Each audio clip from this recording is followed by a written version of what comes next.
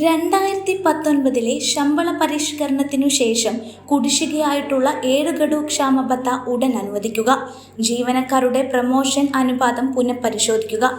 ജില്ലാ സഹകരണ ബാങ്കുകളിലെ നിയമനങ്ങൾക്ക് പ്രാഥമിക സഹകരണ സംഘം ജീവനക്കാർക്ക് ലഭിച്ചിരുന്ന സംവരണ ആനുകൂല്യം സംസ്ഥാന സഹകരണ ബാങ്ക് നിയമനങ്ങളിലും ലഭ്യമാക്കുക എന്ന ആവശ്യങ്ങൾ ഉന്നയിച്ചുകൊണ്ട് നാളെ സെക്രട്ടേറിയറ്റിലേക്ക് മാർച്ച് നടത്തുമെന്ന് കോഓപ്പറേറ്റീവ് എംപ്ലോയീസ് ഓർഗനൈസേഷൻ വാർത്താ സമ്മേളനത്തിൽ അറിയിച്ചു.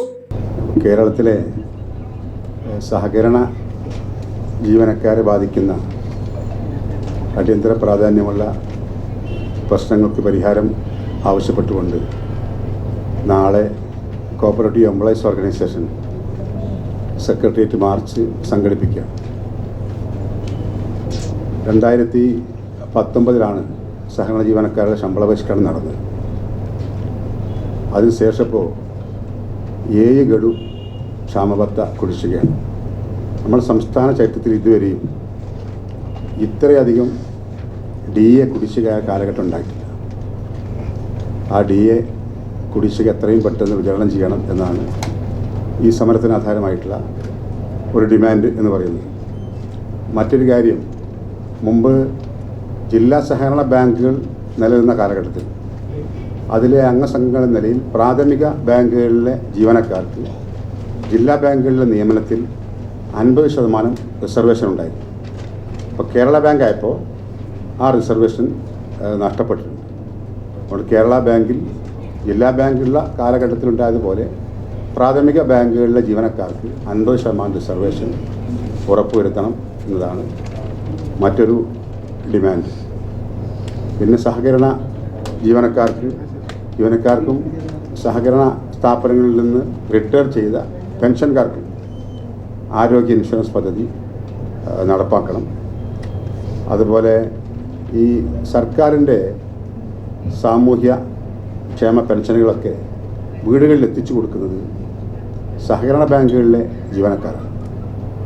അവർ പെൻഷൻ കൃത്യമായി വീടുകളിൽ എത്തിച്ചു കൊടുക്കുന്നുണ്ട്, പക്ഷെ അവർക്ക് ഇൻസെൻറ്റീവ് കൃത്യമായി ലഭിക്കുന്നില്ല എന്നതാണ് ഇപ്പോൾ നിലവിലുള്ള ഒരു പ്രശ്നമെന്ന് പറയുന്നത്.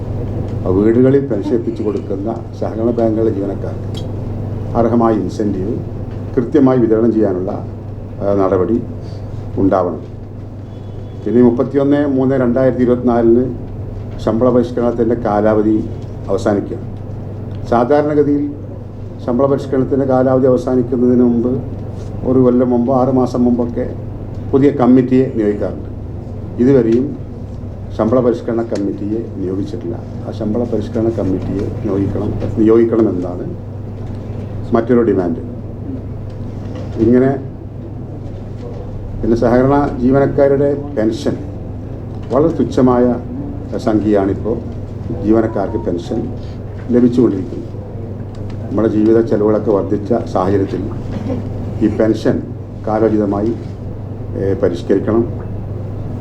അതുപോലെ employees pension board, welfare board തുടങ്ങിയിട്ടുള്ള ജീവനക്കാരുടെ പ്രശ്നങ്ങൾ ചർച്ച ചെയ്യുന്ന ബോർഡുകൾ, അതിൽ ഏറ്റവും പ്രബലമായിട്ടുള്ള ജീവനക്കാരുടെ സംഘടനയായ കോഓപ്പറേറ്റീവ് എംപ്ലോയീസ് ഓർഗനൈസേഷൻ്റെ പ്രതിനിധികളെ കൂടി ഉൾപ്പെടുത്തണം എന്നും ഈ സമരത്തിൽ ഞങ്ങൾ മുന്നോട്ട് വെക്കുകയാണ്.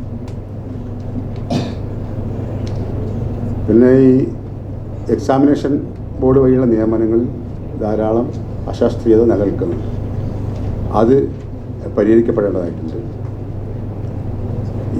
സഹകരണ മേഖലയിൽ ആധുനികവൽക്കരണത്തിന് അടിയന്തര ഇടപെടൽ നടത്തണം. അപ്പോൾ പല ബാങ്കുകളിലും ഉണ്ടായിട്ടുള്ള പല പ്രശ്നങ്ങളും നമുക്കറിയാം.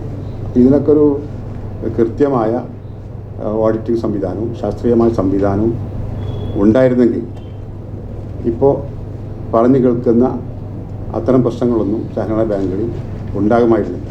ഇതിലൊക്കെ ഒരു കൃത്യമായ ഇടപെടലുകൾ സർക്കാരിൻ്റെ ഭാഗത്തുനിന്ന് ഉണ്ടാകണം. ഇങ്ങനെയുള്ള വളരെ പ്രധാനപ്പെട്ട ഡിമാൻഡുകൾ ഉന്നയിച്ചുകൊണ്ടാണ് കോഓപ്പറേറ്റീവ് എംപ്ലോയീസ് ഓർഗനൈസേഷൻ നാളെ സെക്രട്ടേറിയറ്റിലേക്ക് മാർച്ച് സംഘടിപ്പിച്ചത്.